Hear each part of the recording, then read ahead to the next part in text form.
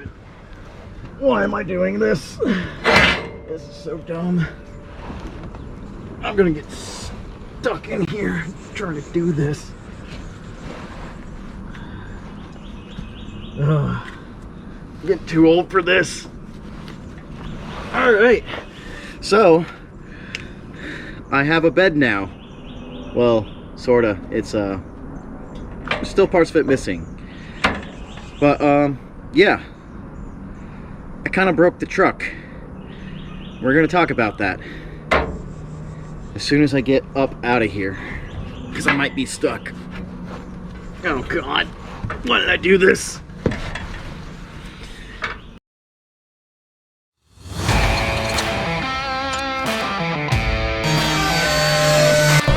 Get too old for this. Oh my God, this guy sucks.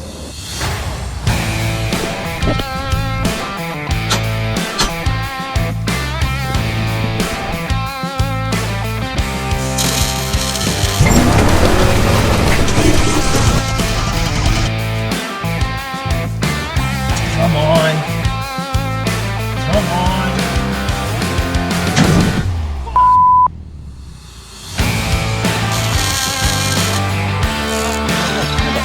I think you're doing that. What the hell was I doing? That's what I think. Had sunglasses on. I feel like I'm gonna hurl. So I can't stop stuffing my face with dry.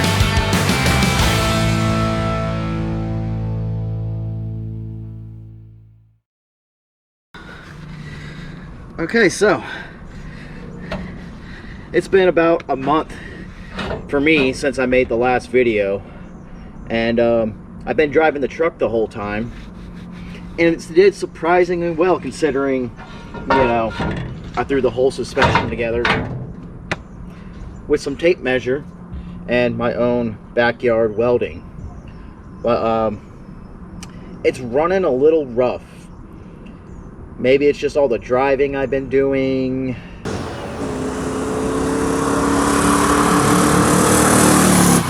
Some burnouts.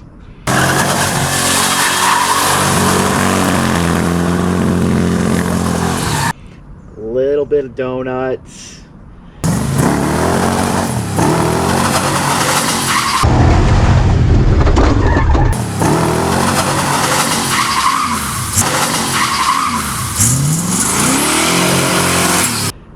But it's not quite running right anymore.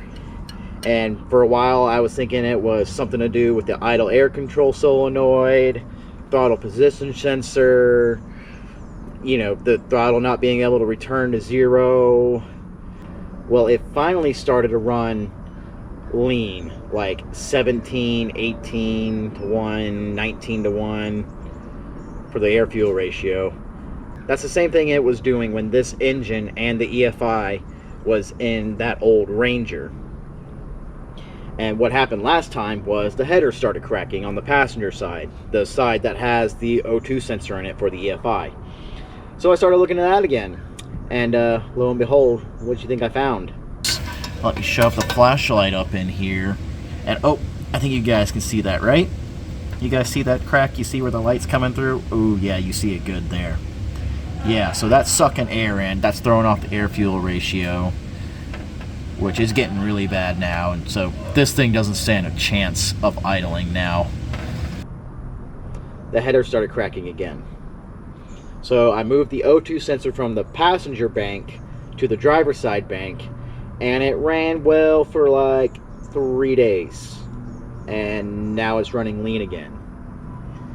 I haven't found a crack anywhere, but it's not running right. So I'm sick and tired of having to deal with that, because it's probably the headers. They're probably cracked somewhere, because those headers are some cheap Chinesium stainless steel headers off of eBay that I bought like 7 years ago now. Yeah, so those are garbage. So those are going away, and I got some new headers and some tube and bungs and more V-band clamps that are all going to go in here in the next few weeks. I just got to wait for paycheck to get my TIG welder working again, because I probably need some new tungsten, gonna need a bottle of argon, probably some other little things here and there.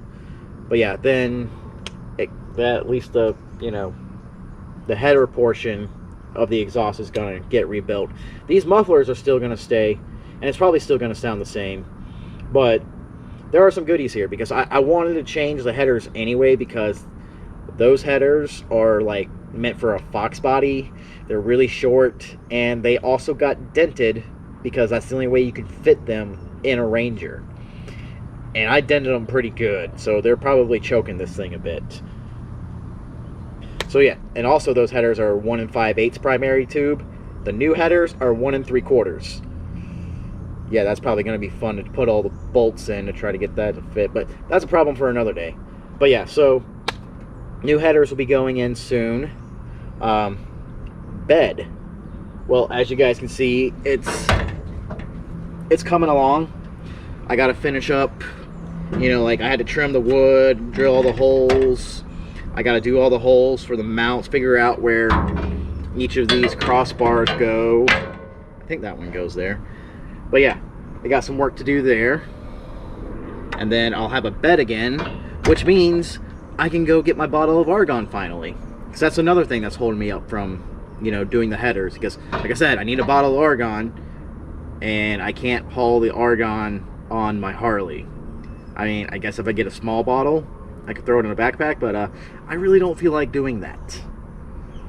So yeah, what I'm probably going to do too is I'm probably going to make a mount to actually, you know, mount this somewhere, or maybe to the bed floor, just because I'm regularly having to change out, you know, welding gas bottles. So, and like I said, this isn't a show truck. Well, if I haven't said it already, this isn't a show truck. This truck is going to be doing truck stuff. It's still going to be putting in work. So a permanent mount for an argon bottle, probably a good idea, because I don't have a tailgate. No tailgate right now, and there's probably not going to be a tailgate for a while. If anything, there might just be like a tailgate net, maybe. We'll see. I do have the tailgate, but it's not painted. It's rusty as crap. I don't know if I want to throw that on. But yeah, I don't know where I was going now. Well, since we're here, I'm probably gonna put in some other videos, but I know since the bed's going on, we're not going to be able to get a good look at all this, which I feel like you guys are probably going to be having questions about if, you know, you're paying close attention. Because I don't think I've shown you guys, well, I know I haven't shown you guys any of this yet, any of the rear suspension and what's going on with it. So I guess first thing to start with that is actually the axle. This is out of like an 03 to an 11 Crown Vic. I can't remember if this is a 28 spline or a 31 spline. I forgot to count when I had this apart last. But yeah, Crown Vic rear axle. I cut off most of the brackets and welded on my own 4-link brackets. But this stud is part of the Crown Vic axle that just comes with it, and so is, you know, this silver portion here. I don't know what these are actually called. I've always just heard a slang term for them, like call them a propeller, and I guess it kind of looks propeller-ish. But all I did was just bolts, heim joints, bungs, tube, you know, and made my own Watts link, because that keeps the axle more centered than a panhard bar, which nothing wrong with doing a panhard bar, but I figured, hey, I have the stud, I already have the, you know, the propeller for it, so might as well take a crack at making my own Watts link. And so far it seems like it's all working pretty good. I mean, it's kind of noisy with all the old heim joints and everything. I'll probably have to replace these one day, you know, because that's just how a heim jointed suspension is. It's just it's noisy, it clanks around and everything. But yeah, obviously, as you can see, it's a parallel 4-link. These bars did come, well, one set of these bars, I can't remember if, actually, yeah, the top bars came from the Ranger. And when I did And so did these brackets up here. These also came from the Ranger. But when I did it in the Ranger, I didn't quite get the geometry right. It wasn't a parallel 4-link that I did. It's a long story, not gonna really get into it, but I didn't do it right the first time on the Ranger. First 4-link I ever built. This time though, so far, it seems like I got it right. I mean, it's just a parallel 4-link. It's pretty hard to screw that up. Let's see. Now, probably the real interesting part. The whole cantilever remote mount coilover setup. Probably be easier if I get out of the truck to show you all that. But yeah, so first question is, why the hell did I do it like this? Because honestly, I didn't have to do this. There's plenty of room here to just mount a coilover in a regular fashion. This is unnecessarily. I didn't have to do it. And if that's your thought process, it's fine. You can do that on your truck. But here's the thing. I didn't have to do a 4-link. I didn't have to do Crown Vic axle. I didn't have to 302 swap this thing. I didn't have to do the Crown Vic front end. I didn't have to paint this truck. I didn't have to do any of this truck. I didn't have to buy this truck at all.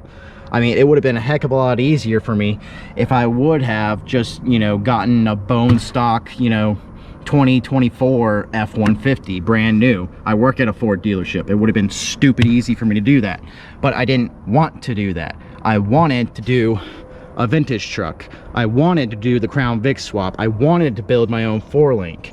I wanted to paint this truck blue, even though my paint job is crap, but that's another story. I wanted to do this whole cantilever push rod remote mount coilover setup. There are actual benefits to doing this.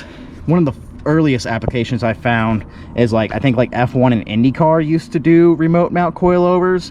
One of the benefits is it gets the coilover, you know, inside the body, so you don't have this huge coilover sticking out, you know, because you know they're open. They don't have, you know, fenders over the tires and everything. The whole suspension is out in the open, creates drag and everything. So if you got this big coilover out here, that creates more drag than just, you know, having a push rod somewhere going into the body. And then also there's mechanical advantages you can do depending on the ratio between, you know, like the lengths of where these each mount. You know, if you make this longer, well, I'm really not the one to explain the whole mechanical advantage, but basically you can make a softer spring act like a heavier spring. You can get more travel out of the suspension with a shorter coilover. You can move the coilover up out of like dirt if it's like a trophy truck, kind of race truck, you know, desert race truck application. So, you know, you're not, you know, getting dirt and rocks all up on the actual shock. There's a lot of reasons to actually do this. I just did it because one of the biggest influences for me, Ken Block and the Unicorn. If you know that car, you know that it has inboard coilovers with a push rod kind of setup, whole push rod cantilever setup, and I just wanted to emulate that a little bit. And like I said in the first video, this was just a way to challenge me, it's a challenge for me, and it's an opportunity for me to learn. So, you know, I could have been boring and just did a normal mount and just, hey, it's done, and I didn't really learn anything from it. From having to build this, I learned a lot, because it took me multiple tries to get this to something that would work.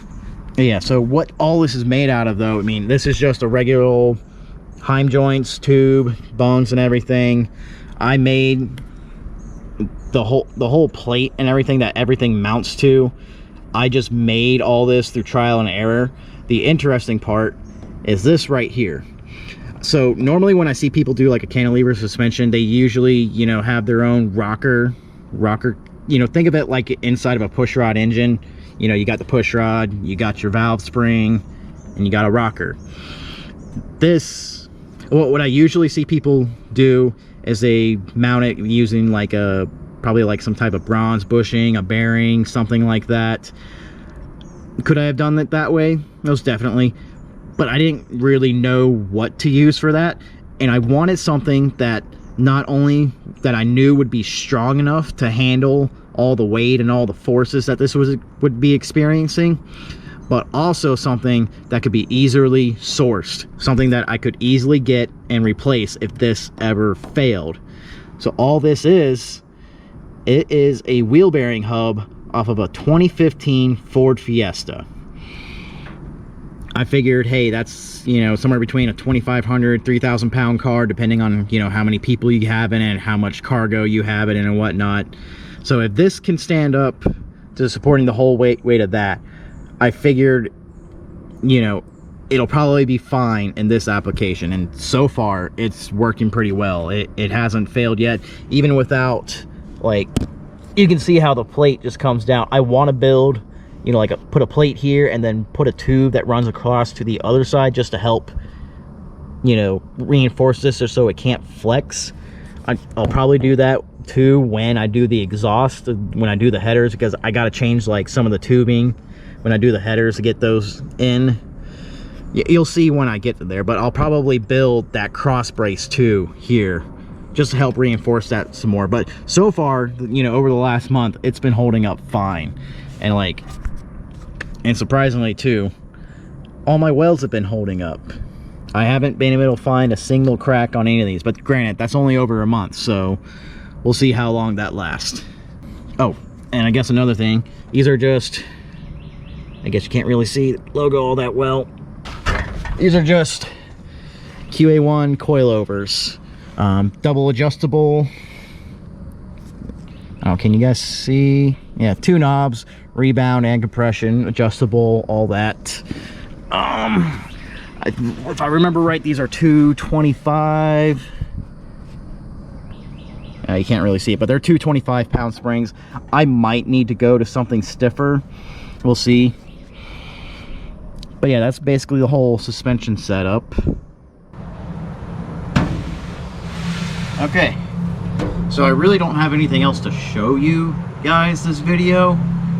What I do have is a bunch of video from when I was driving this thing around of just all the rear suspension. I probably got some good clips of it moving, cycling up and down and whatnot.